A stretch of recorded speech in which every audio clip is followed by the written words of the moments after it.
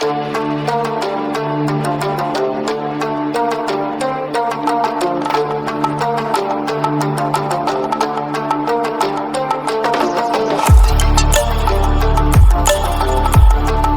वालेकुम, मैं हूं तैयब और आप देख रहे हैं साइम अली टीवी। दोस्तों, आज हम आपको कुछ ऐसी वाक़यात बताने जा रहे हैं जिनको आप देखकर और सुनकर आप समुंदर के पास कभी भी नहीं जाना पसंद करोगे। तो चलो दोस्तों, हम अपनी वीडियो शुरू करते हैं।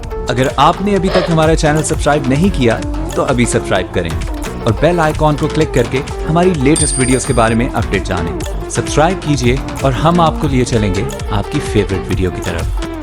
नंबर 1, बैथनी। दोस्तों, बैथनी के ऊपर साल 2003 में फिल्म भी बन चुकी है, जिस फिल्म को लोगों ने बहुत ही ज्यादा पसंद किया। दोस्तों, जब बैथनी 13 साल की थी, वो बहुत ही कमाल की हवाई सर्फर थी और एक दिन बड़ी सी शार्क इस पर हमला कर देती है और पूरा बाजू खा जाती है और इसके दोस्त इसको जल्दी से हॉस्पिटल ले जाते हैं। और इस वाकयात के बाद भी इसने सर्फर करना नहीं छोड़ा और इस वाकयात के बाद इसने 2 महीनों के बाद अपना सर्फर का टाइटल भी जीत लिया। बैथनी वाकई में ही बहुत बहादुर लड़की है।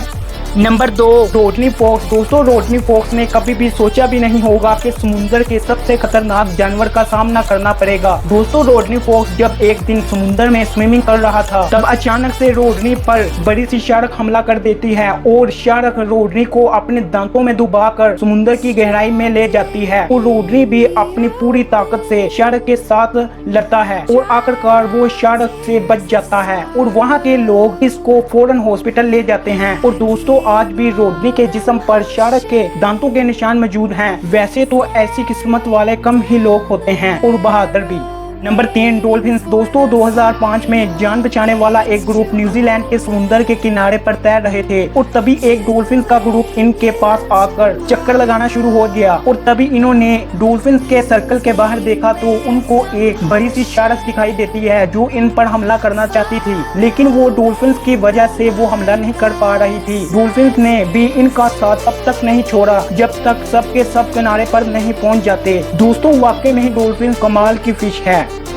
Number 4, Mick Fanning. दोस्तों, मिक ऑस्ट्रेलिया के जाने माने सर्फर हैं। मिक कंपटीशन के दौरान जब ऊंची ऊंची लहरों पर सर्फर कर रहे थे और तभी अचानक से एक शार्क ने मिक पर हमला कर दिया और शार्क मिक को पानी में खींचना शुरू हो जाती है, मगर मिक ने भी हिम्मत ना हार रहा था और शार्क के मुंह पर लगातार पंच मारना शुरू हो गया और शार्क के मुंह से बाहर आ गया और स्विमिंग करके किनारे पर आ गया। वाकई में ही मिक बहुत ही बहादुर लड़का है।